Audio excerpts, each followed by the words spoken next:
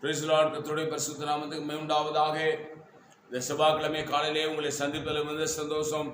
இந்த நாளுடைய ஆசீர்வாதத்துக்காக வேத பகுதி வாசிப்போம். அது நீதிமொழிகள் 4ஆம் அதிகாரம் 10ஆம் வசனம்.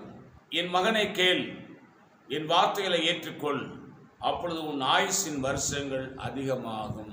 தேவ பிள்ளைகளே, நாம் நீண்ட ஆயுள் உள்ளவர்களாய் இந்த பூமியிலே வாழ வேண்டும் என்று நம்முடைய ஆண்டவராகிய இயேசு கிறிஸ்து விரும்புகிறார். ஆகவே நாம் நீடித்த ஆயுள் உள்ளவர்களாய் இந்த பூமியில வாழ வேண்டுமானால் வேதம் சொல்லுகிற ஒரு ஒழுங்குமுறையை நான் உங்களுக்கு சொல்லிக் கொடுக்கிறேன். ஆண்டவர் சொல்றாரு, என் மகனே கேள், என் வார்த்தைகளை ஏற்றுக்கொள், அப்பொழுது உன் ஆயுசின் வருஷங்கள் அதிகமாகும். அவருடைய வார்த்தை என்பது இயேசு.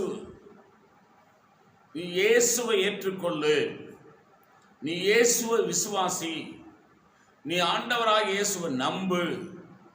அவர்தான் எனக்காக இந்த பூமிக்கு வந்தார் நம்பு, எனக்காக அவர் அடிக்கப்பட்டார் நம்பு, எனக்காக அவர் ரத்தம் சிந்தினார் நம்பு, எனக்காக அவர் மரித்து 3ஆம் நாள் உயிரோடு எழும்பினார் நம்பு, மீண்டும் வரப்போகிறார் நம்பு, அவர் ஒருவரே ஆண்டவர், வேறொரு கடவுள் இல்லை என்று நம்பு.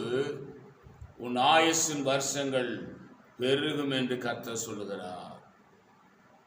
உன் ஆயுசின் வருஷங்கள் அதிகமாகும் என்று கர்த்தர் சொல்லுகிறார். ஆகவே இந்த காலையில் அருமை தேவ பிள்ளைகளே, காலங்கள் அவர் கரத்தில் இருக்கிறது என்று வேதம் சொல்கிறது. ஒரு மனுஷனுடைய ஆயுசு நாட்கள் இயேசுநாதருடைய கரத்தில் இருக்கிறது.